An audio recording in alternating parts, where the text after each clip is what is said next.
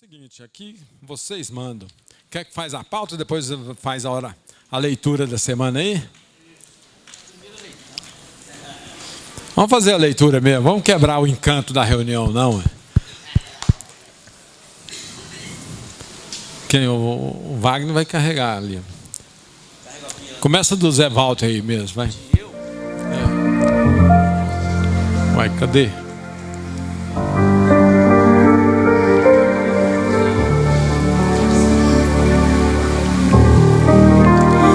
Ventos e tempestades da vida. Um escritor inglês do século passado conta em uma de suas obras que na praia perto de sua casa uma coisa muito interessante podia ser visto com frequência. É automático, eu falei devagar. Agora volta.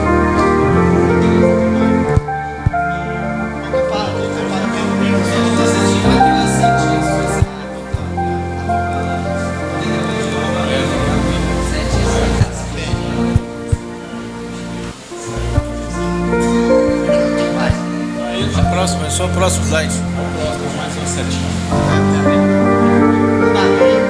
Um navio lançando sua âncora no mar, enfrentava. Dificilmente existe uma coisa muito interessante ou sugestiva do que essa. O navio dança sobre as ondas, parece estar sob o poder e à mercê delas.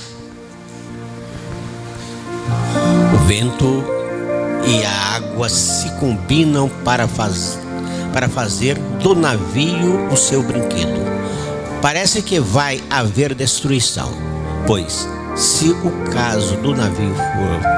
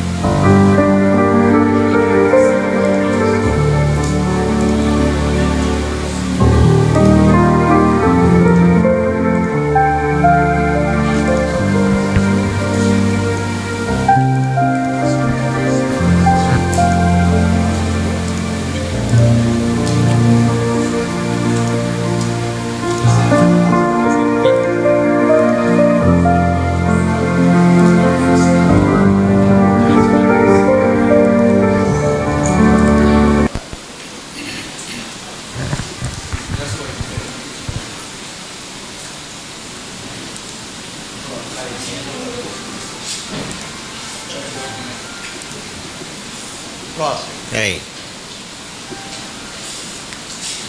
É esse? No anterior faltou um pedaço aí, ó. Faltou um pedaço primeiro. Você já terminou?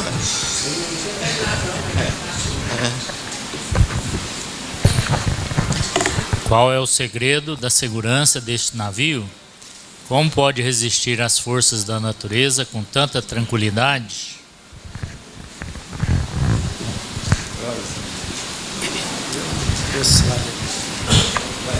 Existe segurança para um navio no meio da tempestade porque ele está ancorado.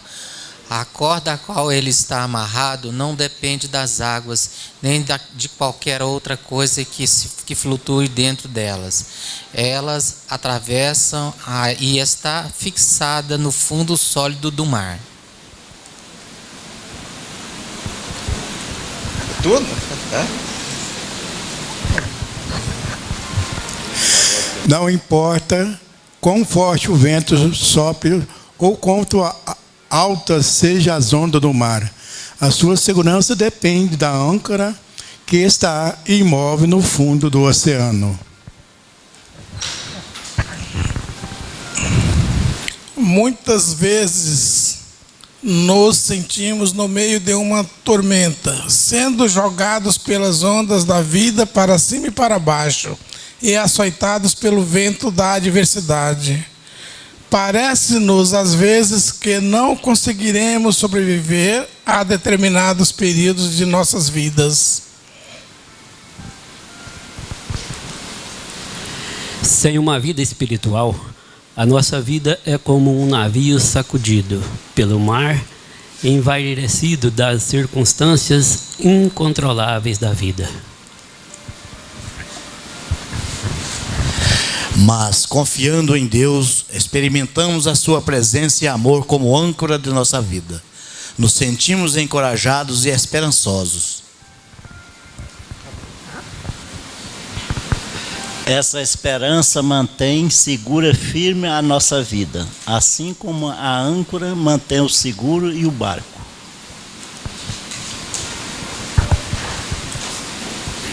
Ótima semana a todos. Essa foi boa. Obrigado pela ótima semana. Esse navio aí tá parecendo o avião da TAM lá, né? Deus me livre, é cheio de... Aí tem que ter confiança mesmo. Tem que ter confiança mesmo em Deus. Pauta para hoje. Zé, volta ali, mamãe. Refis.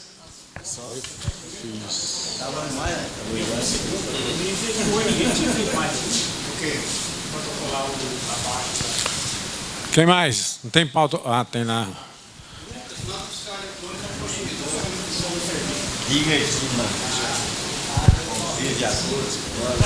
Repetindo, Lucas, nota fiscal eletrônica ao consumidor. Ok, Lucas. Mais ninguém não? Ah, o Josinho. Ah, tem a Clara. Parcelamento do Simples Nacional.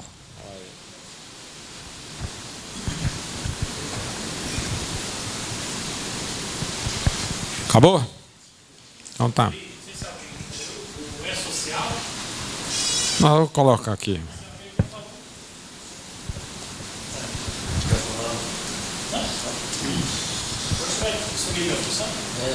Estou revezando aqui, né? Ok. Vamos aqui com o Zé Walter aqui, vamos ouvir o que ele vai trouxe para nós do Refis aqui. Quando eu estava saindo para cá, um colega ligou e falou que a Receita Federal estava excluindo ele do Refis. Ele foi na Receita, até quem passou essa informação para ele foi um escritório de advocacia de São Paulo. Aí ele foi na Receita, o pessoal da Receita ainda não sabia o que era e ficou de dar uma resposta a ele. E até agora nada. Alguém sabe desse sistema que está, diz que são 33 empresas só que foram excluídas. Alguém sabe me informar alguma coisa? Quem tem a novidade quente aí? Quem não? O que o escritório falou? Oi? Não, um escritório de advocacia de São Paulo que falou que entraria com recurso. Ligou para ele. Aí ele foi na Receita, realmente está em processo de exclusão a empresa dele do Refis. Só que ninguém lá soube falar o porquê e qual a medida a ser tomada. Você sabe se ele está em dia com a Refis? Segundo ele, saiu de lá com a certidão negativa na mão. É infundado. É um questionamento. Porque até agora não vi falar nada a respeito de exclusão da Refis, quem não esteja inadimplente. A inadimplência causa o desenquadramento do Refis, né? Mas mesmo assim a Receita tem sido muito tolerante com esse inadimplência. Muitas vezes tem nego lá que deve 15 parcelas e ainda consegue tirar a DARF e recolher, né? Então, para mim é uma novidade. Pessoal aqui ninguém está sabendo nada. Então vamos ver se sai alguma coisa nova aí. Deixa eu só entender aqui, Zé Walter. O escritório de advocacia, a Receita diz para ele que as empresas deles estavam em processo de exclusão? Um escritório de advocacia de São Paulo disse isso para ele. Ligou para ele aqui em Goiânia, um amigo meu. Eu não sou o dono da contabilidade dele, mas ele entrou em contato comigo devido à nossa amizade. Aí falando, e ele foi na Receita, realmente está em processo, são 33 empresas, está no processo de descredenciamento do Simples. Aliás, digo, do Refis, certo? Exclusão do Refis. E lá na Receita ninguém soube informar o porquê, só sabe que são 33 por enquanto, e ele saiu de lá com a certidão negativa na mão. É curioso, uma vez que ele está com a certidão, está em dia, o pessoal internamente não soube explicar para ele, quer dizer, então nós vamos ficar sem saber também.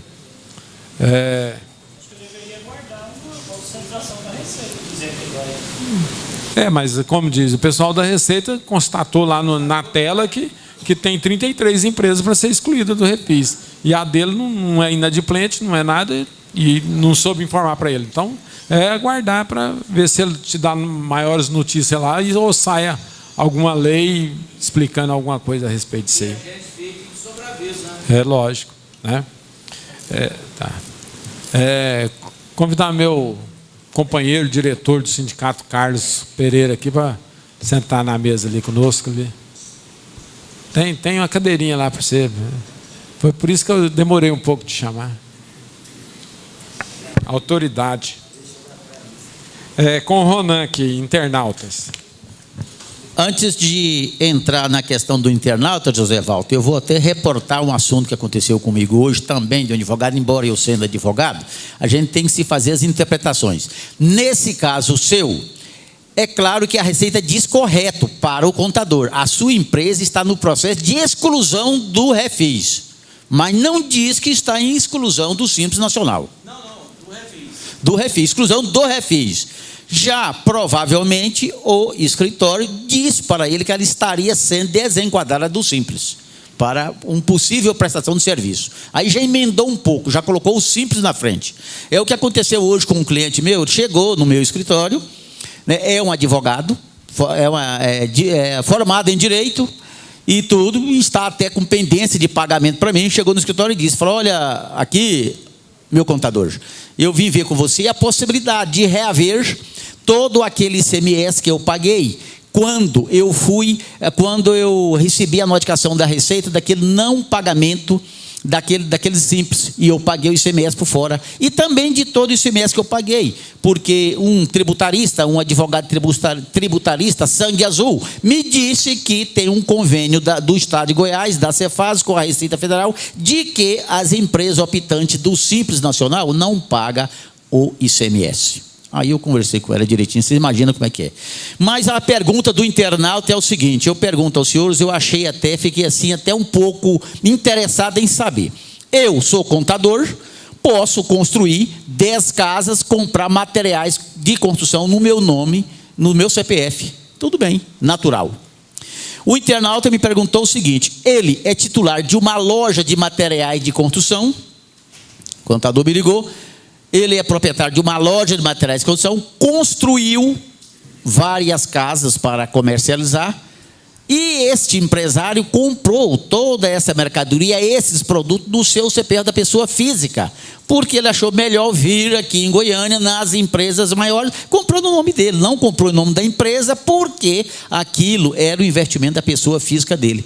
E ele vem fazendo isso, construindo essas casas desde 2008. E agora, lá do interior, notificou a empresa que ia apresentar seu livro sob a alegação que tem N notas fiscais ser lançada na empresa. Aí, esse contador me perguntou, mas ele é proibido pelo fato de ser empresário dessa área de comprar no seu CPF? Ele poderia muito bem comprar no seu CPF e, assim como um outro que está no ramo não tem que registrar em nada, ele também poderia deixar de registrar. Aí eu pergunto aos senhores, realmente, o que vocês falam disso? Ele comprou no CPF e o Estado, então, quer autuar porque não lançou essas notas fiscais que foram compradas na sua pessoa física. Teve como identificador o seu CPF e não o CNPJ, porque o CNPJ não era para, a mercadoria não era para comercializar. Era para a construção desses imóveis da sua pessoa física. E ele não consultou o contador na época, não entrou nada desse detalhe. E as mercadorias não foram para revender. Pergunta aos senhores aí. Ronan, essa mercadoria foi entregue no estabelecimento dele ou aonde ele construiu os imóveis? Todas lá na entrega, no canteiro de obra dele, nada misturou com a empresa dele, sabe? Então ele tem que mostrar para a Secretaria da Fazenda que ele é um patrimônio dele, que está adquirindo. Aí. Mostrar a escritura, que a casa, o lote está no nome dele. Eu acho que cabe defesa, sim. Declaração de imposto de renda. Ele tem que ter o caixa, né? Saldo para comprar essa mercadoria. Enfim, se ele tiver tudo isso aí, tem como defesa, sim. Eu acredito o seguinte: se isso realmente aconteceu, é um zelo muito grande que o Cefaz está tendo. Porque, de fato e de direito, ele tem um empreendimento e é fácil dele provar. Então, nada impede dele provar de fato e de direito o que ele realmente realizou. É o que você justamente comentou aí. A mercadoria não era para revenda, era para consumo final. Se é para consumo final, ela está aplicada num empreendimento que ele tem toda a documentação e, de fato e de direito, ela existe. Então, acho que... Deixa o Zé Valdo comentar aqui, Maurinho. Ele tem uma empresa de material de construção, mas ele é construtor também.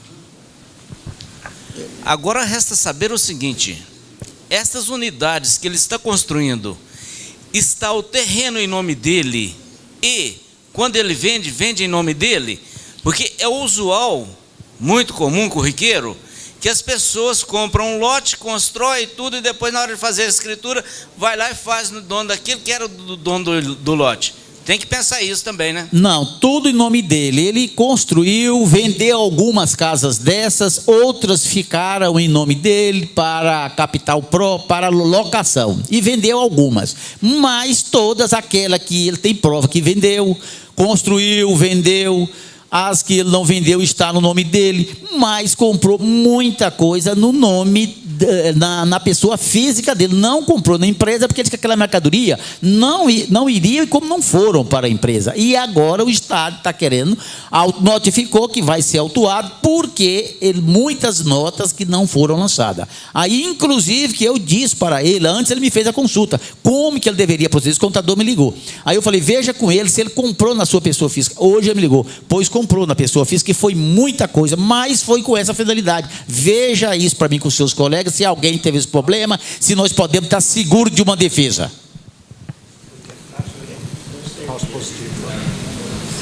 Bem, Ronan, parece que o que o Eli falou é interessante, porque foi um excesso de zelo. Aí está um falso positivo. Pressuma, a pessoa mexe com matéria de construção. E ele chegou, comprou material de construção no nome dele. Aí uma desconfiança. Então é só provar que aquele material de construção não comprou para vender, ele comprou para construir. Então foi uma falsa. Foi uma falsa. Então, como que a pessoa. Ele tem mercação? Vamos supor se fosse você, o fiscal, né? E você tem material de construção e está comprando material de construção pessoa física sua. Então, pressupõe, né, que é para comprar para revender. Agora é só você provar que não é para vender, eu acho que tira toda essa confusão que existiu. Deixa o Marcelo falar, né? Marcelino. É porque na hora que você vai tirar o habite, você tem que levar as notas fiscais, o projeto e a escritura lá no Cefaz para dar a declaração. Então acabou o problema.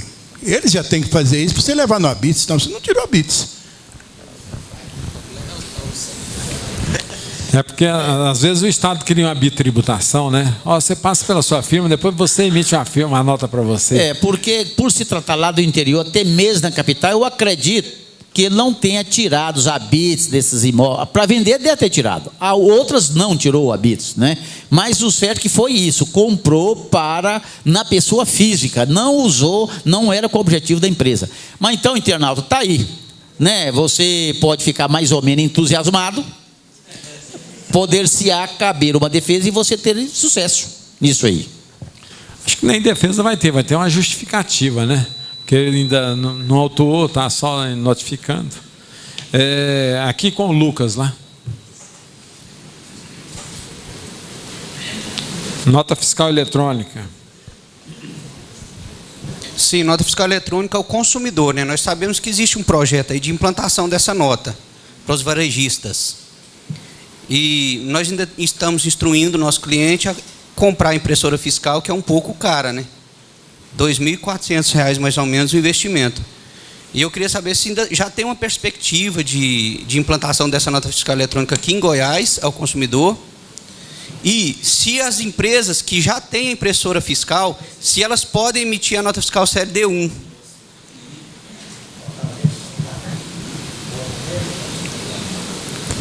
Quem quer responder aí? Responder aí, Fábio. Otávio. Você está na nota técnica da nota fiscal eletrônica número 4 de 2012, mas ela ainda não está implementada para o estado de Goiás, não. Tá? Dentro dessa nota técnica, tem alguns estados lá que estão em base de teste, né? É o estado do Acre, do Amazonas, Mato Grosso, Maranhão, Rio Grande do Norte, Rio Grande do Sul e Sergipe. Então, esses estados escolheram lá as empresas que emitem muito notas fiscais ou cupom fiscais, né? Tipo Macro, né? Algumas empresas que são lojas de varejo, né? E, então, essas empresas estão com... Se você entrar na nota técnica 12, número 4, nota técnica da nota fiscal eletrônica, tem algumas empresas que estão trabalhando em teste. Pelo CONFAS, tem alguma regulamentação a esse respeito, mas para Goiás não se falou nada ainda. O que a gente pode verificar é se a Secretaria da Fazenda de Goiás tem esse pensamento de fazer essa implementação. A gente conversa muito com essas pessoas que, principalmente da Secretaria da Fazenda, porque isso envolve várias situações, não é verdade? Essas empresas que fabricam essas máquinas de ECF, elas têm incentivos fiscais, né? Para isso. Envolve um quantitativo enorme de pessoas que estão trabalhando nisso daí. As pessoas que agregam toda essa rede aí, por exemplo, as lacradoras, né? Eu não acredito que esse cupom fiscal vai sair assim, substituir pela nota fiscal eletrônica, não, viu? É justamente isso que o Otávio colocou aí. Por enquanto, existe um lobby ainda, porque é muito investimento que esse pessoal fizeram no ECF, que, de repente, eles estão calados com essa nota fiscal eletrônica consumidor. Já se ventilou muito, como o Otávio está falando, existe a nota técnica e tudo, mas, infelizmente, eu acho que é coisa para 2 anos ainda, no mínimo. Ainda tem uma situação aí, é que talvez alguns colegas não sabem, houve aqueles ECF que são com leitura, aliás, com impressão matricial. As empresas fora do Simples tiveram que trocar esses ECF. Trocar a versão. Né? Julho desse ano, tem que trocar a versão. Certo? Para quê? Para que você possa subtrair de dentro do ECF a leitura de memória fiscal dela, para você lançar dentro do SPED fiscal. Porque até então você não tinha essa leitura de memória fiscal dentro da máquina, gravado lá dentro de um chip. Hoje, com o sistema de escrituração fiscal digital, você consegue buscar essa informação dentro da máquina e trazer essas informações para o SPED fiscal, que é o SPED ICMS. Até então, essas máquinas não davam essa possibilidade da gente fazer isso. Tá? Então, foi obrigado, essas empresas fora do Simples teve que trocar a versão. Tá? Exatamente essa é a nossa preocupação, né? Porque se a gente falar, tem que comprar a impressora e depois sai a nota fiscal eletrônica ao consumidor, aí eu vou estar falando do meu cliente fazer um investimento errado, né? Eu vou te fazer um negócio aqui. Quando a gente chega nesse ponto, você foi lá na Cefaz, perguntou, alguém te deu alguma consultoria? Eu andei conversando lá na ECF, né? Mas o pessoal lá está bem perdido também. Posso te dar uma dica para você? Sim. Faz uma consulta. Manda por escrito. Por escrito. Põe o nome da tua empresa, tudo e tal. Fala que você está está implementando a compra de SF e tal, manda lá para o Laurismar, do setor de automação comercial, lá no prédio da antiga Caixego. Você protocola lá, era setor de automação comercial. Laurismar. Aí você procura saber o nome dele completo lá, aí você protocola lá no prédio da antiga Caixego. Lá tem um setor de protocolo exclusivo lá daquele complexo. Tá? Você protocola lá e aguarda a resposta. Aí ele te dá uma resposta por escrito. Quando eu chego nessa situação que o empresário está me colocando, vamos dizer assim, forçando a uma decisão do contador, eu tenho que procurar o outro lado. Qual é o respaldo que a fiscalização tem para me dar? Se a fiscalização dizer que para janeiro de 2014 está para implementar aí a nota fiscal eletrônica, logicamente você tem que saber se o SF vai vir substituí-lo. Tá? Ok, obrigado. Okay. Agora, deixa o presidente falar aqui um pouquinho. Uma coisa é certa. O Estado tem interesse muito grande em acabar com o SF. Porque só não acabou só por causa do supermercado. O mercado quer continuar com o SF de qualquer jeito. Mas o Estado não quer, só não acabou por causa do supermercado. Porque eles têm a facilidade deles alegam que é mais fácil você emitir SF. Se bem que supermercado grande aí, a gente vai pedir uma nota fiscal, é a maior confusão do mundo para tirar uma nota fiscal eletrônica. Então é um caso seríssimo, certo? Então eles querem realmente acabar com a SF, porque a nota fiscal eletrônica, a informação que chega para lá é muito mais sadia do que o SF. Eli, só dar o nome para ele do Laurismar, é Laurismar Braz da Costa. Braz da Costa. Como é que é o nome dele, né? Lucas. Deixa o Ronan falar. Só um adendozinho aí. Você não está usando hoje o OCF por quê? Por que você não está usando o SF hoje?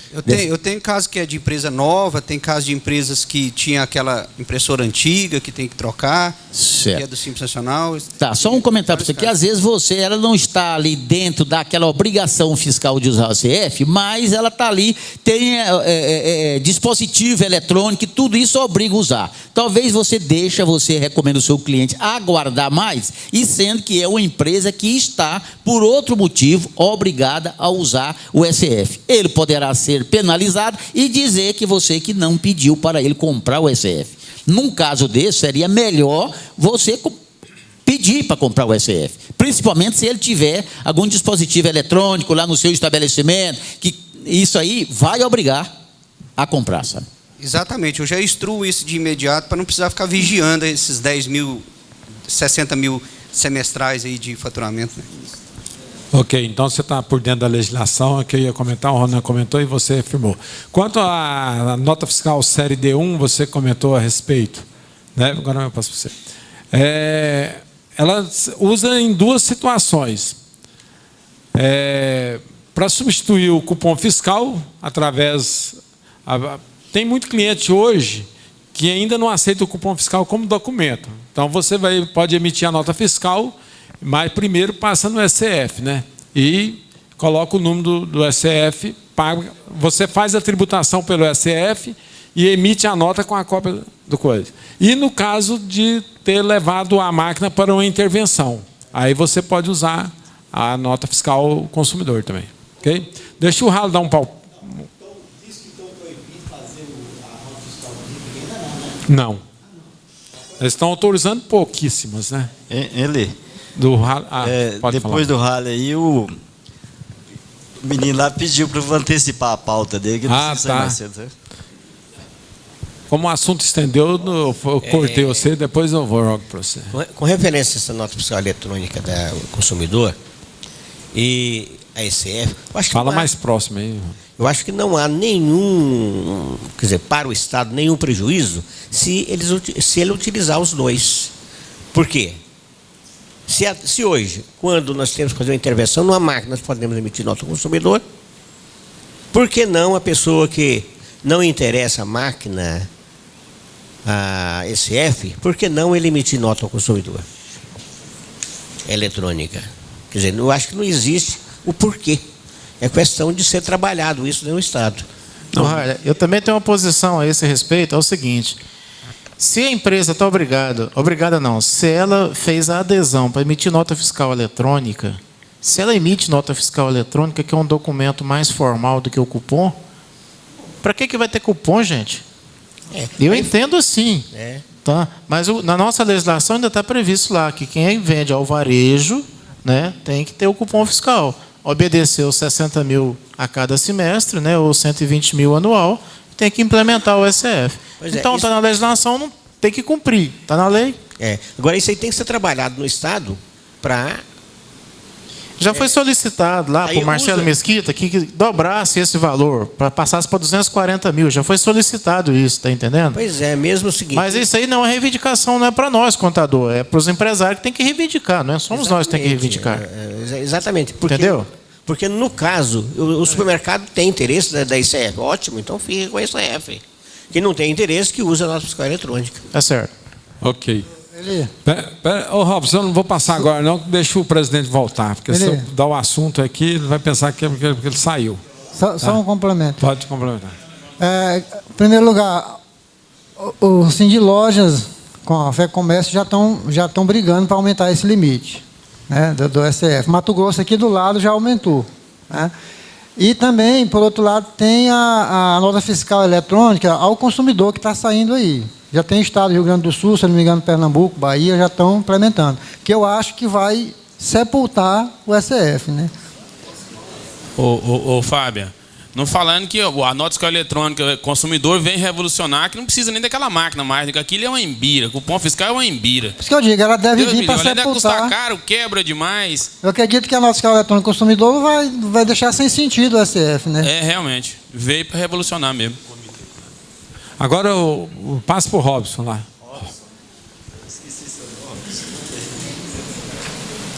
Bom, pessoal, eu quero ficar de pé e dizer para os irmãos o seguinte: eu sou, para quem não me conhece, Robson, estou na contabilidade desde 86, conheço essa casa aqui. Quer ficar aqui na frente, não? Desde 9 anos.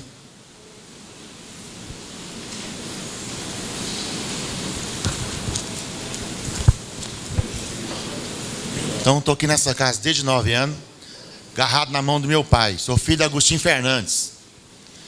Então, nós estudamos e viramos contador. Enfim, peguei a profissão do velho, né? Então, hoje estamos aqui, na luta, agarrado. Tem coisa mais bonita do que contabilidade? Eu não acho, a não ser minha esposa. Então, o que acontece? Estamos agarrados aí. Sou associado, usuário do nosso programa, né? Então eu pedi a oportunidade para o Eli para esclarecer algo que está acontecendo. Algum tempo atrás, eu saí aí pegando a assinatura dos irmãos para nós entrar com requerimento diante da diretoria, né? Então ficou entendido o seguinte: parece que eu estava fazendo algo errado, algo fora da lei, algo escondido, né? Algo com trairagem. Não é nada disso. O estatuto me dá direito de eu reivindicar algo, aquilo que eu acho que é interessante para a classe. Não estou reivindicando nada a meu interesse, nada a benefício próprio. Tanto é que eu estou com um requerimento aqui, que eu dei entrada, dizendo o seguinte: venho visando o crescimento, o fortalecimento da classe contábil e transparência desse sindicato, eu, Robson Fernandes Felipe, associado com a matrícula 3836, juntamente com outros associados, conforme relação em anexo, ou seja, pegamos aí 26 assinatura, né? Pecamos num ponto que um assinou, não é associado, e outro que assinou não estava em dias com o sindicato, né? Inclusive eu falei, está em dias, você é associado, né? Aí, não sei se ouviu, e acabou assinando aqui nosso requerimento. E demos entrada no requerimento pedindo o seguinte: criação do portal da transparência do ESESICO, criação do comitê gestor do nosso programa e chamar os programadores para falar como é que está a nova plataforma do nosso programa. Então, damos entrada aqui no dia 19/8, né? A diretoria analisou meu requerimento, olhou e aprovou. Então, nós estamos aí com a iminência de criar o comitê gestor. O que é o comitê gestor? É você apontar, né, o que você acha que é bom para o nosso programa, o que tem que pode ser melhorado no nosso programa, certo? Porque a gente tem sofrido. Eu, quando comecei a trabalhar na contabilidade com meu pai, o meu negócio era informática. Eu fiz curso de loja de programação, linguagem de programação na época. Minha paixão era informática. Vendi bicicleta velha minha para fazer curso de informática. Então, eu meti a cara na informática. E aí, mas trabalhando com meu pai. E aí entrou um dinheiro para mim e fiquei sabendo que um contador estava vendendo tudo. Aí juntou eu mais o outro contador, comprou os equipamentos dela. Ele comprou o computador e eu comprei a impressora, né? E aí comecei, não, eu vou montar uma empresa de processamento de dados, pai. Ah, é? Não, então você faz o seguinte, vem para cá, vamos montar nós dois juntos. Então nós fomos trabalhar junto. E ali eu fui trabalhando, fui fazendo, fui mexendo. E na época eu até montei uma folha de pagamento no Lotus 123. Quem conhece o Lotus 123? No DOS. Então, de informática, linguagem, programação, não entendo igual o pessoal que entende. Mas eu sei bater o olho no programa e falar assim, ó, tem que melhorar isso aqui. Ó, isso aqui está falhando. Ó, isso aqui está bom. Então, eu comecei a trabalhar com o nosso programa no ano de 2007, não dei conta, não tive tempo, cancelei, voltei em 2009, certo? Hoje eu fiquei o dia inteiro futricando o nosso programa, fazendo provisão, apanhei, fiquei nervoso, né? Uma hora a provisão funcionava, outra hora não funcionava. Então, o que acontece? O comitê gestor é para isso. Falar, irmão, eu vi um negócio bom num programa tal, eu quero ver se tem possibilidade de colocar no nosso programa. Por exemplo, colocar a importação da nossa escola eletrônica do conhecimento de transporte, né? Colocar a importação do arquivo magnético lá do banco. Eu não conheço esse arquivo, né? Mas até pedi um amigo meu para me arrumar esse arquivo, né? Do Banco Itaú, para exportar o banco lá para dentro da contabilidade. Não sei como é que vai funcionar, mas tem jeito. Então, o comitê gestor já teve uma primeira reunião. Eu estou com uma dificuldade enorme de ter lugar para a gente reunir. Falei hoje para o Fábio, liguei para um outro colega e falei assim, ó, irmão, por que nós não podemos reunir no sindicato? Por que nós não podemos reunir no CRC? Nós temos 2 casas, nós pagamos anuidade, nós pagamos a taxa no sindicato, então nós temos 2 casas à nossa disposição, porque hoje nós foi negado aí o pedido lá como é que é o nome da loja lá? Cindy Loja. Porque ele tem que ter no mínimo 50 pessoas. Mas não quer reunir com 50 pessoas, não. Nós quer reunir com as pessoas que vai trazer ideias boas para apontar para o nosso programa. Ideia para o nosso programa. Ah, irmão, aí vai pegar a ideia e vai pegar e vai transformar? Não. Vamos montar um documento, montar um requerimento, dar entrada na diretoria, como eu fiz com isso aqui. A diretoria vai pegar a documentação, olhar as ideias e falar assim, ó, isso aqui procede. Não, isso aqui não procede. Ó, isso aqui o sindicato tem dinheiro para fazer. Isso aqui não tem. Ah, precisa, tem que fazer, mas não tem dinheiro. O que nós vamos fazer? Então, é isso que nós temos que fazer. É colocar em pauta na diretoria melhoria para o nosso programa. Então, o comitê gestor é para isso. Não é para falar de A, de B, nem de C. Então, quer dizer para os irmãos, sexta-feira, a partir das 18 horas, estaremos reunidos aqui para estar ouvindo os irmãos a trazer ideia para o nosso programa. Amém? Então, seria isso a nossa palavra. Ok. Vamos com o Ronan aqui, a transparência. Colegas, na reunião anterior, nós estivemos falando aqui na Lei 12.741 sobre a transparência fiscal. Tivemos até discutindo lá no seu artigo 1º, onde eu disse que eu acredito que aquela discriminação dos impostos das empresas optantes do Simples Nacional seria lá aquilo que ela está enquadrada do Simples Nacional. Bom, tudo bem, ficou por aí, mas parece-me que ficou assim os colegas entendendo que essa lei já está em vigência desde junho de 2013. Porém, muitos preocupados que poderia ser multado porque ainda não adequou suas empresas ou adequou indevidamente, estando a lei em vigência de junho de 2003 para cá. Bom, não, aí que entra. Não sei se é conhecimento dos senhores. Se for dos senhores, pode não ser de algum possível internauta. Tem a medida provisória de 20 a medida provisória 620, de 12 de junho de 2013. Esta lei da transparência fiscal 12.741, ela foi criada em dezembro e lá na própria lei, no seu artigo 6º, diz que ela entrará em vigor 6 meses após, entrará em vigência 6 meses após a sua publicação. Foi publicada em dezembro, portanto, junho de 2012. Aí que entra que eu digo para vocês que não está bem claro a forma de exposição ao consumidor dos impostos, porque a medida provisória que é de 12 de junho de 2013, na data em que entrou em vigor a lei, entrar-se-ia em vigor a lei 12.741, aí não sei se vocês têm um conhecimento, do artigo 5º, lá que diz no artigo 5º da medida provisória 620, o artigo 4º, alterou o artigo 5º da lei 12.741. Aqui fala, decorrido a lei 12.741, de 8 de dezembro de 2012, passa a vigorar com as seguintes alterações. Isso quem está dizendo é a medida provisória 620, de 12 de junho de 2013. A vigorar com a seguinte redação. Artigo 5º. Decorrido o prazo de 12 meses contado do início de sua vigência desta lei, o descumprimento de suas disposições sujeitará o infrator às seções previstas no capítulo 7º do título 1 da lei 8. Então, o que é? Essa lei que entrou em vigor em junho de 2013, ela agora foi prorrogada para junho de 2014. Um ano, 12 para frente. O que é que eu quero dizer com isso? Eu quero dizer que realmente não tem certeza do que vai dizer, como que essas empresas que vendem a consumidor final, como que ela vai estampar esses impostos. É para clarear ainda essa informação. Só isso. Obrigado. Presidente, fala aí, Maurinho, no verde. Mas, Ronan, a medida provisória, a validade dela não era para ter virado lei essa medida provisória? Ela é agora de junho de 2013. Junho, vamos ver aqui. Setembro, né? Ela é 12 de junho, né? 12 de julho, 12 de agosto, 12 de setembro, nós estamos hoje é dia 9.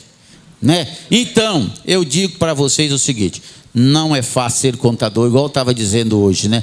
Eu até disse, eu estava falando para minha esposa, sabe? Um dia, se eu tiver a oportunidade de eu em um congresso de contabilidade, podia dizer, eu quero fazer um desabafo, sabe? Eu não sou tão grato com a profissão contábil, o tanto quanto ela tem sido para mim, pelo tanto de oportunidade que dá para a gente aprender as coisas. E às vezes é até passar exprimido com o advogado ainda, dizendo que nós não sabemos trabalhar. Só porque o advogado é mais bonito do que o contador. Só um pouquinho, Zé. Deixa eu... Eu vou pegar um gancho nessa lei para a gente... Então, passa lá, Maurinho, para o Zé. Né? Doutor. Viu, Ronan, eu queria ver com você o seguinte, que essa medida provisória ela tem um tempo de vigência. Qual é esse tempo? Porque senão vai voltar a valer a lei.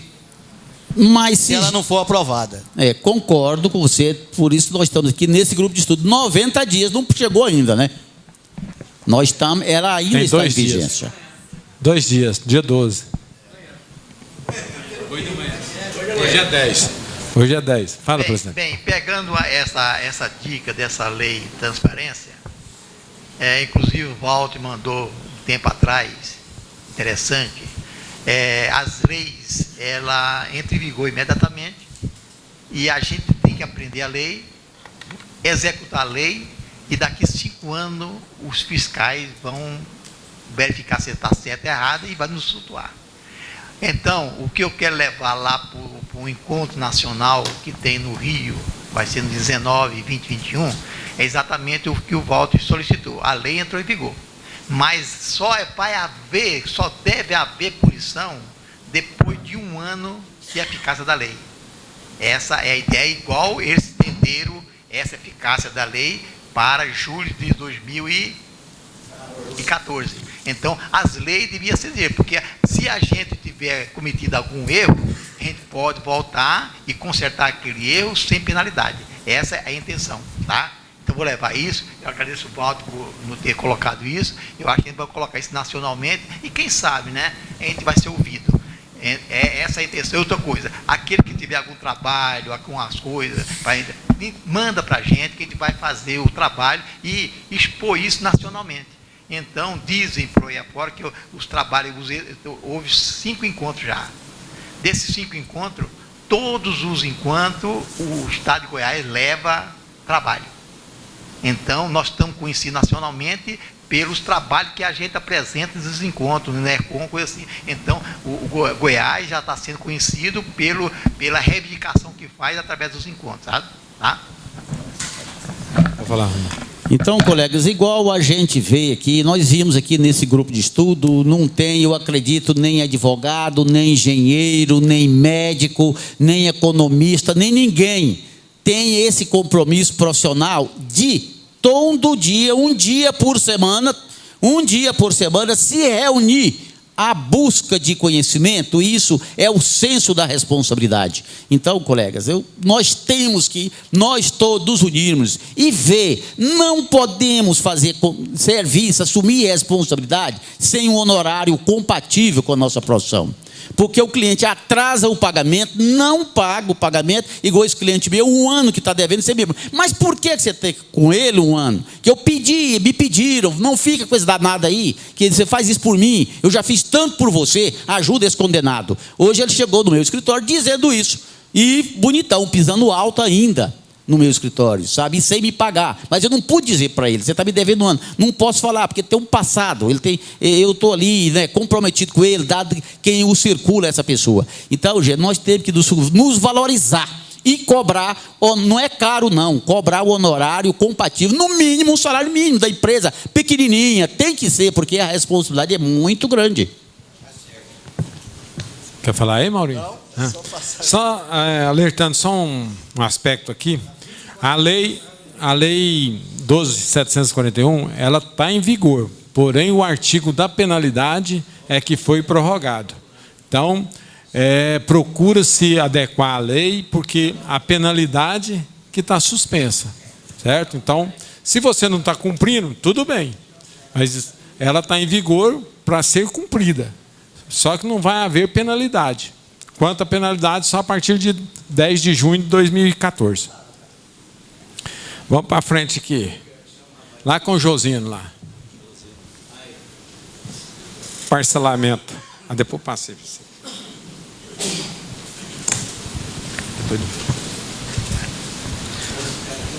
Hoje chegou um cliente para mim, querendo parcelar um Simples Nacional referente ao mês 6. Aí eu pensei, eu acho que não tem como parcelar. Eu queria ver se algum colega meu, alguém de vocês aí, está passando por isso aí. Porque parcelar Simples Nacional nesse ano, com débitos desse ano, eu acho meio complicado, vocês não acham? Na realidade, o parcelamento tem que estar com a defisa apresentada para estar no banco de dados. Apesar que, pelo PG-10, a Receita já tem o extrato de devedor lá na Receita, mas pela internet você não consegue visualizar o débito, então você não parcela, a não ser que seja através de um ofício junto à Receita Federal, confessando o débito lá, e ela possa deferir esse processo. Mas, até então, ninguém não tem conhecimento desse parcelamento espontâneo assim, fora. Não, porque inclusive tudo hoje na Receita se faz pela internet. Então, se você entrar para parcelar pela internet, vai constar que você não tem débito lá. Certo? O Nelson aqui, às vezes, tem notícia nova aqui para nós.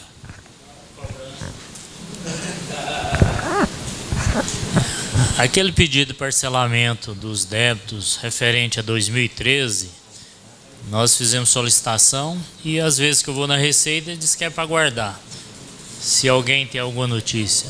Porque os débitos 2012, né, apareceu, nós já fizemos.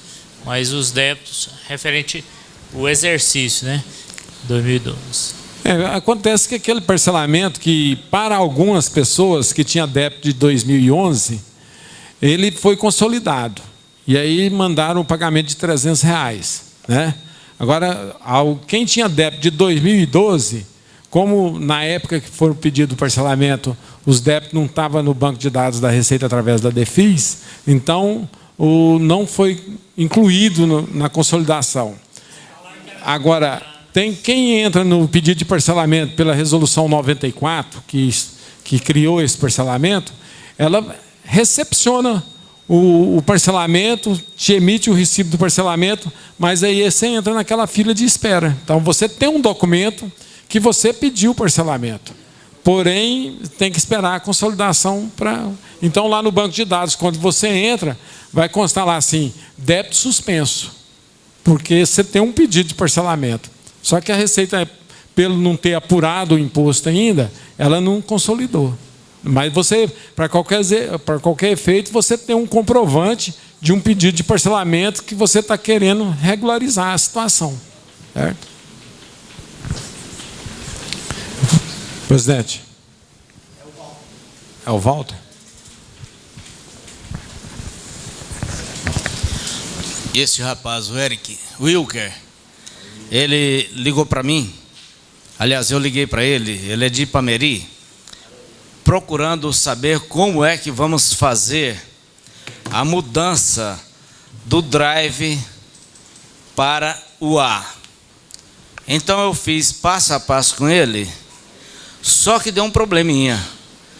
O computador dele não disponibiliza a listagem dos drives. Eu acredito que ele tenha lá o drive A, com disquete. Aí não vai conseguir mesmo.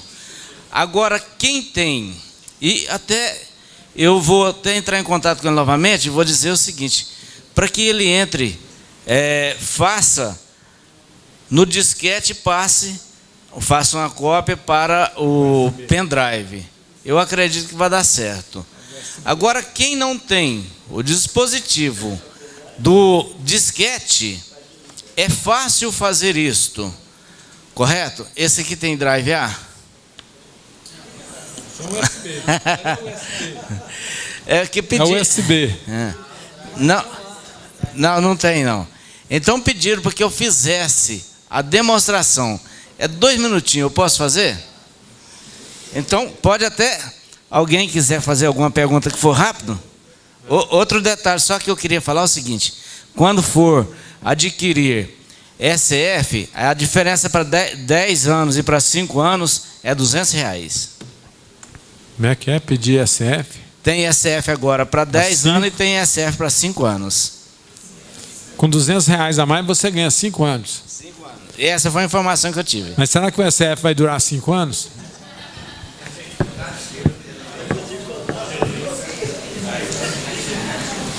Aqui. Você... Eu vou tentar aqui, porque a gente faz o desenvolvimento, então sempre tem a cola, né? Mas vamos tentar aqui.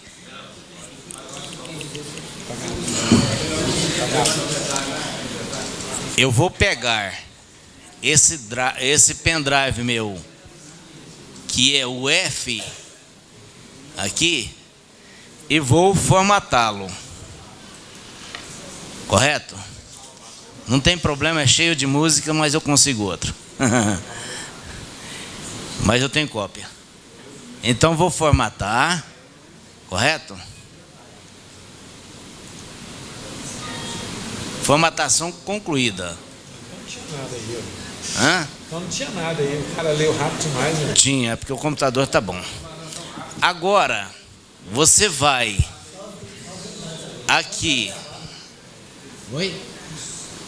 Você vai aqui nele, vai em abrir, opa, não é igual o meu esse aqui, mas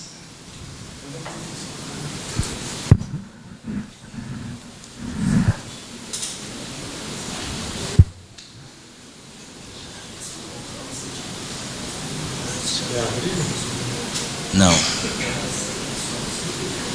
Formatar foi formatado. Não tem problema.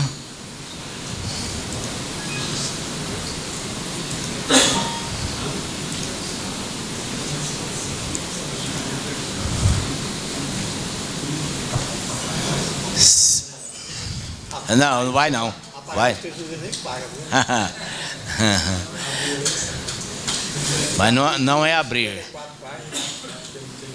Adicionar para... Adicionar, comprimir.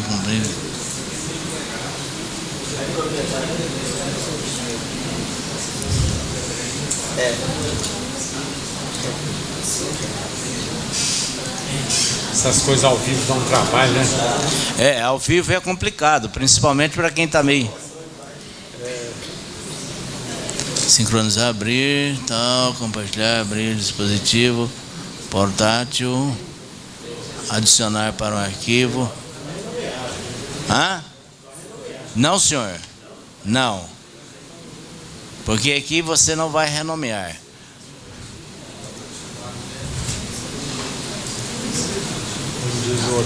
Agora, gerenciar. Então você vai pegar, formatou. Se você pegar, tem lá no site do sindicato, tem. Vai gerenciar, correto? Clicou em gerenciar.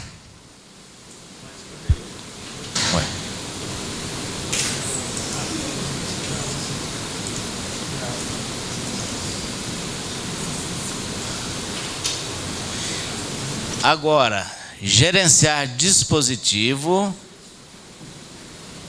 Aliás, gerenciar disco. Gerenciar disco. Vem no disco.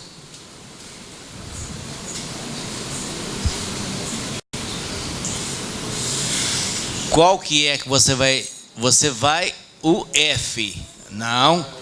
O F. Muito cuidado. Vai acabar com o meu bebê não, cara. O F. Vocês confiam ou não confiam em mim? O meu bebê. Mais ou menos. Então tá bom. Eu já estou pelo menos com 50%. Aí agora você vai dar clique com o botão esquerdo. O que apareceu aí? Alterar linha do caminho. Clicou. Vem aqui em alterar. De F para A. De F para A. Foi B não, cara. Não, é para A.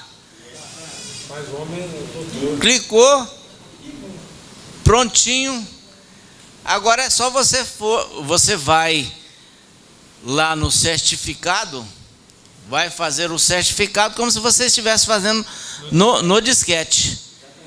Leva para a caixa. Quando ele chega, eu tenho cuidado de fazer uma cópia dele, que sei lá o que vai dar algum problema, né? E vem e faz tudo como se tivesse só o disquete mesmo.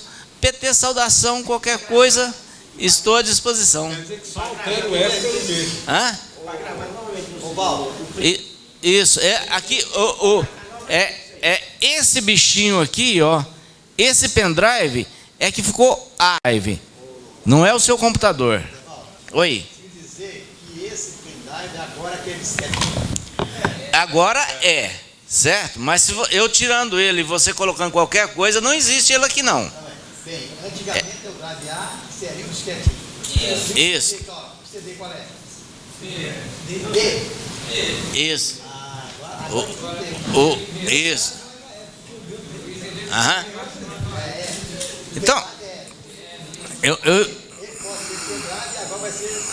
exato. É pendrive. Então aquele pessoal que tem problema que esquece de levar para a caixa, é só... Agora é só fazer isso. E já peço ao Wilker, lá em Ipameri, certo? Terra boa, perto da minha Corumbaíba, né? Então eu peço a ele que verifique se o computador dele tiver o Drive A, não tem jeito. Ele não conseguiu, nós não conseguimos fazer com que mudasse para o A. Mas depois eu estive analisando que deve ser isso. E eu devo falar com ele a qualquer hora. Correto? Okay. Alguma dúvida? Beleza. Deixa. Só você tem que falar. Pega esse microfone aqui emprestado, Ronaldo. Eu agradeço a atenção de vocês e espero que tudo dê certo. Você vai responder pro Geraldo lá. Certo. Não, vou fazer uma crítica. Por que a Caixa não atualiza para a informática de hoje? Coloca os contadores nessa dificuldade. É incrível, né? Ó, essa semana, ontem a menina resolveu, sexta-feira resolveu, porque foi lá, teve que fazer barraco lá na Caixa Econômica. Ela fez um RDT, eu fiz, passei para a empresa, ela foi lá, um RDT pedindo para alterar o PIS dela e fazer uma unificação de 2 contas. O cara lá da Caixa pegou o RDT, fez só a alteração do PIS, não fez a unificação. Aí ela voltou lá novamente com o protocolo e novo RDT, ele falou simplesmente que não ia atender ela. Aí ela falou, vai sim. Aí foi mal barraco lá, chamou o gerente lá, o gerente falou, olha, porque ele não ia atender pelo seguinte, que foi no RDT na versão 14, eles estão com a 17. Aí a gerente falou para ele assim, se na 14 tem os mesmos dados da 17, você tem que atender a pessoa, por que não fazer? Maior confusão lá. A Caixa precisa atualizar, viu, Sr. Fábio? Sei que lá no comitê lá, viu, está ficando para trás e colocando os contadores em dificuldade. Super dificuldade. Eles erram lá e estão jogando o erro para cima dos contadores. Agora nós temos que analisar um outro detalhe, o seguinte, enquanto... Quer dizer que esse pendrive agora é A. Esse aqui é A. A hora que eu reformatá-lo, ele volta ao... Isso. Agora o que nós devemos analisar é o seguinte, que se a gente tem condições de fazer, não vamos criar tanto caso, que a Caixa pode a qualquer hora querer que seja tudo pelo certificado digital, né? E pelo digital é muito pior. Não, na realidade, nesse aspecto que você...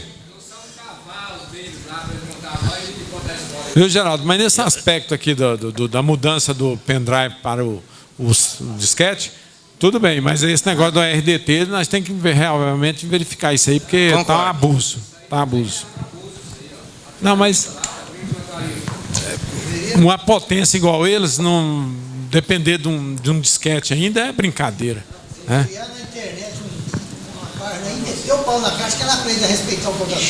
Pode deixar. O E-Social vem aí. Antes de qualquer pauta aí, só para dar uma esfriada no ambiente aí, o seguinte, pessoal, apaga a luz aí, seu Everaldo, por gentileza. Apaga a luz para nós aqui.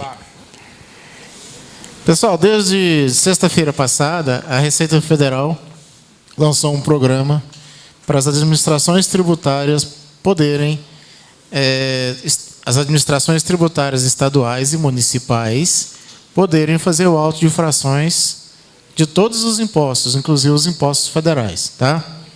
Isso aí tem uma instrução normativa, a partir do dia 6, por meio de um sistema unificado, é um sistema único, do qual o município poderá autuar a empresa do Simples Nacional tributando Previdência, IPI, tributando o ISS, lógica, do município, o ICMS, o COFINS, PIS, Imposto de Renda, Contribuição e Previdência. Autuando. Então, a Receita delegou às administrações tributárias, tá, para que se possam, ao fazer um auto único. Vocês bem lembram que o Estado teve um determinado período aqui em Goiás que estava cobrando só a parte do ICMS, né? Agora isso não vai poder mais, né, gente? Agora é tudo ou nada, tá? Então, só para dizer para vocês que ficar um pouco atento aí agora que já está em vigor, né? Os fiscais estaduais e municipais estão sendo treinados e habilitados pelo comitê gestor. Segundo a Receita, a fiscalização representa um grande avanço na gestão dos créditos tributários no regime especial de tributos. Tá? Então, esse é algo aí que veio mudar substancialmente aí na rotina dessas empresas do Simples. Né? Outra coisa que o Sr. Everaldo pediu que a gente comentasse, com relação, foi aprovado na Comissão de Constituição e Justiça da Câmara dos Deputados, tá, a contabilidade para as empresas do Simples Nacional. Então, agora, gente, isso aqui está lá na Comissão de Constituição e Justiça. Ainda tem que ser votado na Câmara. Esse projeto é de 2009.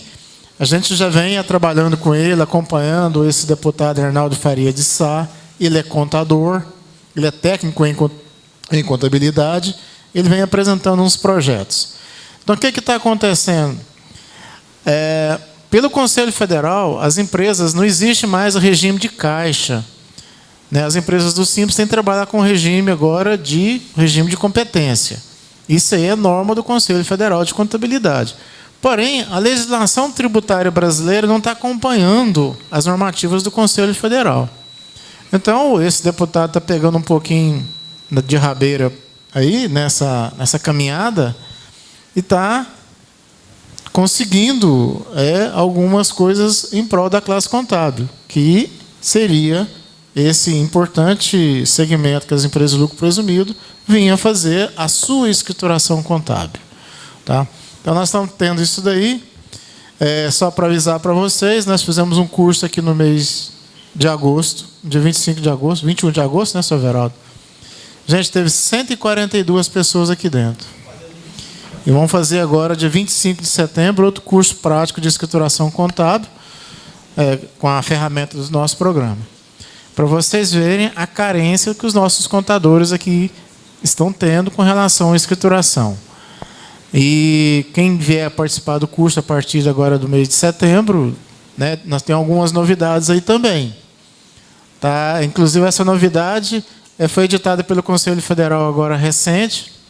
Eu vou até colocar aqui, seu Everaldo, para que só para aqueles contadores que ainda não adotou as IFRS nas suas empresas. Então, ele colocou um CTG agora. Agora não é ITG mais não. Agora é um comunicado técnico geral 1000. Porque nós tínhamos a ITG 1000, que era a interpretação técnica geral 1000, que era a contabilidade das microempresas habitantes do Simples Nacional, né? EPP e microempresa. Agora, com essa normativa CTG 1000 agora, o que ele vem? Dispõe sobre a adoção plena da TG 1000, a TG 1000 das empresas de lucro presumido, assim vamos entender. Então, ele está dizendo que da adoção e tal, aquele que não adotou ainda a IFRS, ele vai ter uma oportunidade de iniciar agora a partir de janeiro de 2013. Mas você tem que adotar, está aqui, ó. Diante do exposto no item 1, fica permitido para as entidades que ainda não conseguiram atender plenamente a todos os requisitos da NBC TG 1000, que a sua adoção plena ocorra no exercício iniciado a partir de janeiro de 2013. Então, o que está acontecendo? Nós adotamos o modelo internacional de contabilidade e muitos de nossos contadores não adotou esse sistema. Nós temos hoje 46 seções do CPC, que trata da adoção das normas internacionais de contabilidade no Brasil. Tá? Só um exemplo, a seção 17 é do ativo imobilizado. É um que eu me recordo bastante, que eu me reporto bastante a ele.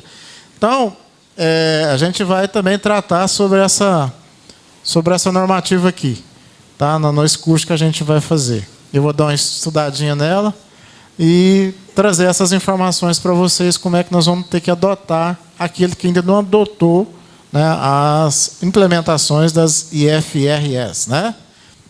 Que são as normas internacionais de contabilidade. Fábio. Espera aí, só o Fábio falar ali, eu passo para você, já. Otávio, mas essa aí é para as empresas do presumido, né? Do Simples Nacional continua... só esclarecer isso aí. Um vai tá? buscar outro. Outra coisa, quanto a... Só lembrar o que o Otávio falou, a questão do fisco ter unificado a fiscalização, né? Ou seja, aquelas empresas que estão sonegando cartão de crédito não vão mais ter que pagar só o ICMS, né? Agora vai ter que pagar tudo, né? Não, mas sempre pagou tudo. Você tem que retificar o PG10. Antes você simplesmente antecipa o ICMS no separado. Tá. Outra coisa, com relação ao projeto de lei, com relação à contabilidade para as empresas do Simples Nacional, a qual encabeçado pelo Arnaldo Faria de Sá, eu estou, do lucro presumido, né? Eu estou conversando com o pessoal do partido do PHS, né, o presidente nacional, Eduardo Machado, para a gente encabeçar um movimento saindo daqui de Goiás, para reforçar esse movimento do Arnaldo Faria de Sá, né? Eu estive lá no partido e fiquei de voltar lá essa semana ainda para conversar, para fazer um material para engrossar essa fileira lá da contabilidade para as empresas do lucro presumido. Pois não, Jéssica? Otávio, é o seguinte, essa medida aí da Receita, esse ICM já está parcelado do Estado aí, será que vai... Eu acredito que não, né? Acho que é só a partir da medida para frente, né? Perdi, não vai... para trás não tem jeito, né? Retroativo. Não, retroativo eu acho que não tem jeito, né? Espera aí, deixa o Ronan comentar aqui. Então, colegas, essa exigência, a unificação dos entes do Estado em poder-se fiscalizar isoladamente obrigações da empresa para com o outro, para nós eu vejo isso de bons olhos, porque vai trazer para próximo de nós alguém, por exemplo, se a Receita Federal tenta fiscalizar ou atribuir um determinado auto-infração a uma empresa, nós estamos distante da Receita Federal para poder questionar isso. Agora, a Prefeitura em si fazer isso, o Estado em si fazer isso aqui em Goiás, está próximo da gente. Nós vamos lá então discutir em loco, entrar com nós recursos lá, que nós temos acesso aqui desses órgãos. Nós só não temos lá na Receita Federal. Eu acho isso até bom para as empresas e para o contador. Geraldo. No meu entender, essa unificação da fiscalização do auto-infração é simplesmente uma adequação da Lei Complementar 123. Corretíssimo. Porque se não fizesse isso aí, a Lei Complementar 123 estaria prejudicada, no meu entender. O fisco vão unir, quer dizer, vão receber de órgão separado, mas porém vai ser um fisco só. Só que nós não vamos correr o risco de ter dois autos, porque é eletrônico, Exato. né? Porque, inclusive, se não me falha a memória, lá na Lei Complementar 123, diz que dá poderes para municípios, Estado, seus entes federados. Seus entes fiscalizar. Então, é uma adequação da Lei Complementar 123. É a colocação atualizada da Lei 123. Eli, lembrando que a gente debate aqui, o Everaldo sempre fala, a questão lá do artigo 29, inciso 10 e 11, né?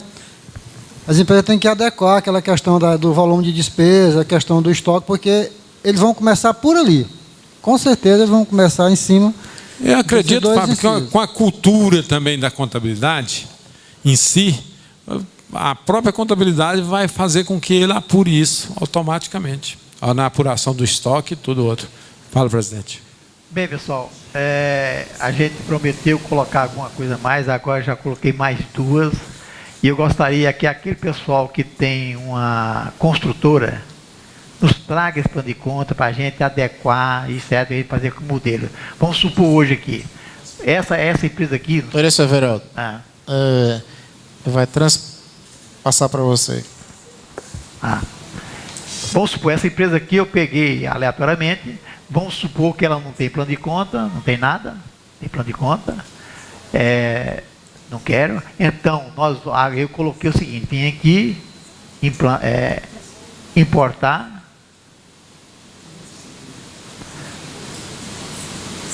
modelo novo, aqui, pronto. E aqui eu vou escolher qual que você quer. Eu tenho aqui, Se Nacional Somente Comércio. Se a firma é Se Nacional Somente Comércio, aí eu dou toda parametrizada, escrita fiscal, a parte trabalhista, tudo de prontinho. Se ela é Se Nacional Se Nacional Comércio Prestação de Serviço, eu dou essa prestação de serviço prontinho para vocês. Se é do Se Nacional só do anexo 5, eu dou só do anexo 5. Se é do Se Nacional Indústria e Comércio, inclusive, nosso colega me trouxe, né? Está funcionando? Ele me trouxe, nós arrumamos dele e implantou lá. É Se Nacional Indústria e Comércio. Se Nacional Transportadora, está tudo parametrizado. Simples Nacional, lucro real, posto de gasolina, está parametrizado lá.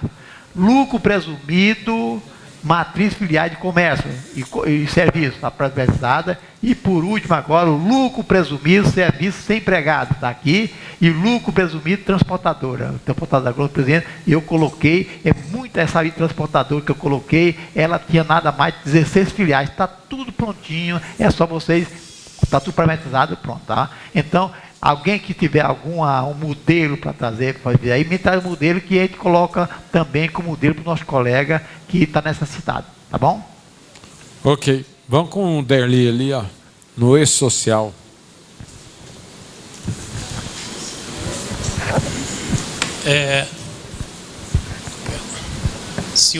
Eu vi uma notícia, e a minha funcionária falou que vai mudar só as grandes empresas que vão fazer o E-Social a partir de janeiro, que foi prorrogado para setembro do ano que vem, para as demais. Se alguém já tem alguma notícia? Foi prorrogado para o segundo semestre. As pequenas, as grandes empresas. A partir de janeiro. As grandes empresas. O Otávio deve ter. Tem.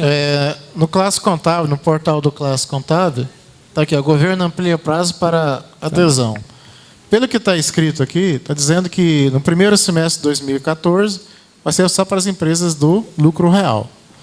No segundo semestre, a adoção para as pequenas empresas, os MEIs, pequenos produtores rurais e empresas do lucro presumido, e com faturamento até abaixo de 48 milhões e do Simples Nacional, no segundo semestre. Tá? Essa é uma previsão, né? Que houve um evento lá em São Paulo e houve uma enquete lá e as empresas de tecnologia não estão dando conta de atender a demanda que está sendo solicitada pelo SPED, né? Então foi essa a razão. Qual que é esse site? Isso aqui é o site Classe Contábil, www.classecontábil.com.br. Tá lá, o governo amplia prazo de adesão de folhas de pagamento. Mas ainda há, pelo que tem lido, ainda há necessidade de dilatação de prazo. Correto. Eu acredito que sim, sabe, Geraldo, que eu tenho lido essas matérias sobre isso daqui. As empresas de informática diz que só 30% conseguiu fazer essa implementação. Não tem como, é muita coisa para ser feita ainda e a demanda é grande e o pessoal para que trabalha na área de informática também são um pessoal mais restrito, né? Inclusive essa matéria é uma matéria que preocupa muita gente, né? E eu tenho lido bastante, quer dizer, tenho tentado, né? Pelo que eu vi aí, parece que eu fiquei mais tranquilo, que agora as grandes já estão estruturadas, aí vai escalonando. Né? Eu também concordo da maneira que foi feito, mas desse um pouco mais de espaço para as pequenas, igual aconteceu com a nota fiscal eletrônica, que fosse escalonado por grandes empresas e viesse baixando até chegar nas empresas do Simples. Aí sim, porque você já pegava um programa que já foi testado, né? Bastante testado, né? E talvez nem aplicar a penalidade no começo, porque é um negócio muito novo, sei lá, né? Mas vamos ver, né? Vamos enfrentar. Inclusive, eu acredito que nós, contadores, estávamos até apertados, né? Mas acho que os programadores estavam em situação muito mais difícil que nós, porque eles que teriam que dar o caminho das pedras para nós, né? Ou questionar conosco orientações, como fazer, como adequar, né? Mas acho que foi bom para todos, mas eu acredito que isso também não pode, como diz, está igual na lei da transparência, a penalidade foi prorrogada. Não vamos deitar em berço esplêndido, não. Acorda, Brasil, né? Porque senão, de repente, chega na última hora nós estamos sozinhos. Os programadores não estavam apertados, não estavam enforcados. Aí vem a questão da reclamação do Geraldo quanto à Caixa Econômica. Né? A Caixa Econômica tentou de todo jeito não escapar do projeto SPED, mas teve que entrar. E está reformulando todo o seu sistema de FGTS, né, da noite para o dia. Então, ela vai ter que se adequar, entrou no projeto SPED pelo E-Social, então esse problema de reclamação da Caixa Econômica está com os dias contados, porque ela está no sistema SPED, vai ter que adequar, já está fazendo a nova base do FGTS, que deve sair também no mesmo prazo do E-Social. Olha, já que voltou no assunto da Caixa Econômica, lá no site da Caixa tem o RDT eletrônico lá só que ele não funciona. Alguém deu conta de funcionar aquele RDT? É só a Caixa colocar aquele RDT lá da conectividade funcionar, acabou o problema. Nós não vamos lá perturbá-los, nós vamos trabalhar para eles. Põe ele para funcionar o RDT lá na conectividade social. Uma reivindicação aí, Fábio. Tem ele lá na conectividade, mas não funciona. Você vai trabalhar e diz que não é compatível, não sei lá, dá uma mensagem lá, não funciona. Coloca para funcionar, acabou o problema. Só um pouquinho. Deixa o presidente falar aqui. Só falando a respeito dessa social, o Geraldo, infelizmente, para os programadores ficou quase do mesmo jeito, porque nós não podemos falar, não, eu não quero mexer com lucro real. Nós não podemos falar. Então, vai ter que fazer. Se tiver 5 só do lucro real, nós temos que estar pronto e... Pois é, nós temos que estar pronto em janeiro para cumprir o que o lucro real determina. Enfim. Não, concordo. Agora, eu, no meu ponto de vista, esse é social. No começo ele vai trazer transtorno, mas depois vai ser uma beleza, porque vai educar os empresários, que é aquela questão, vamos fazer um aviso de férias retroativo, vamos fazer um aviso retroativo, isso aí eu acho que vai consertar, vai ficar bom, vai funcionar, vai educar e ficar bom para nós trabalhados, né? Geraldo, eu acredito que nós ainda, quando eu falo nós contadores, nós que temos que educar eles, porque nós desde o início deste ano, nós não fazemos férias. O cara chega e fala, eu quero que faça uma férias do mês anterior. Eu falo, não faço, não tem condição de fazer mais. Não tem jeito. Não tem jeito. Por quê? Se nós não tomar essa postura, a hora que vier o SPED social, vai ser um Deus nos acuda. Porque você educar o empresário de um dia para a noite é muito difícil. Então o espaço é muito pequeno. Então, o que a gente está fazendo no nosso escritório? Nós estamos fazendo uma escala de férias de funcionário e falando, está aqui, você tem funcionários são esse, vamos acertar essa situação até o final desse ano, para que o ano que vem, 2014, que vai vir o SPED, não tenha mais como se regularizar essa situação. Né? A gente sabe disso, não adianta esconder, eu sempre falo, tampar o sol com a peneira, porque tem essas situações no nosso escritório. Tem empresas que ficam 2, 3 anos com funcionário e ficam fazendo férias lá atrás, não é verdade? Então, agora acabou. Aviso prévio, se vocês não sabem, dentro do E-Social, se o funcionário der o aviso prévio hoje, você tem que comunicar hoje para o SPED Social o aviso prévio. E depois não tem volta mais, gente. Se você fez um comunicado de férias, você tem que fazer o lançamento no dia que você está fazendo o recibo de férias. Que você está avisando o funcionário que vai sair de férias. Depois não tem volta mais, gente. Não tem volta mais. Acabou. Aquele negócio de registrar funcionário, cancela registro, isso também acabou, gente. Está dentro do banco de dados lá do E-Social, que é do Ministério do Trabalho. Só um pouquinho, deixa eu concluir aqui, que eu estou com o microfone. O senhor Everaldo pediu que nós contadores e os sindicalizados, que vocês utilizem o posto da Receita Federal que tem aqui dentro do Sindicato dos Contabilistas. Vocês podem quase chegamos a 95 serviços, né, senhor Everaldo? No mês passado, em 14 dias. Em 14 dias nós já realizamos 95 serviços aqui dentro do nosso sindicato. Então aqui não tem fila, basta você chegar ali, a recepcionista te atende, te encaminha você para dentro ali com a menina, a Milene, que está fazendo esse trabalho. Não tem fila, é rápido. Mas esse serviço é somente para os associados do sindicato. Tá? E em dia com as contribuições aí, tá certo? Então, aí tem outra coisa que é importante falar para vocês. Até ligaram para mim, já perguntaram aqui.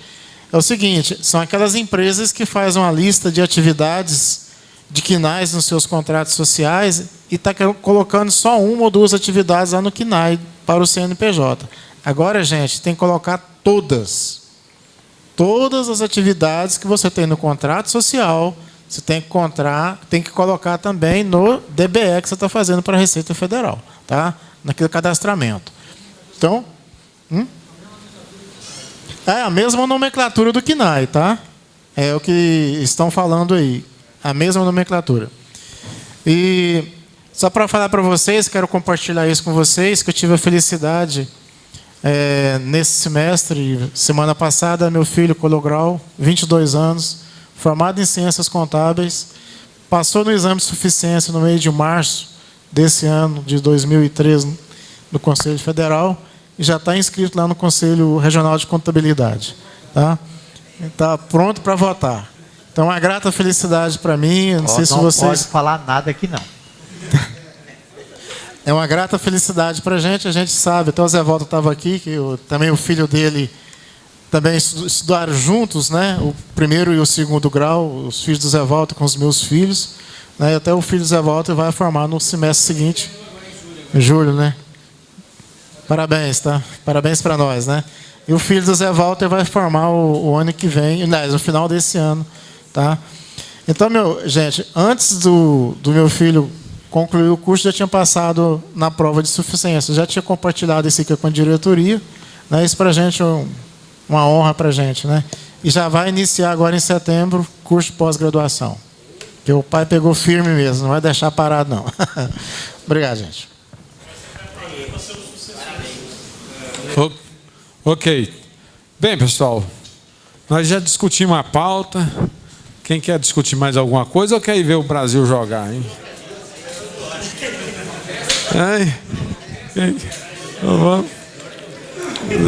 Depois da novela. O jogo não tem hora, depois da novela. Não, eu primeiro.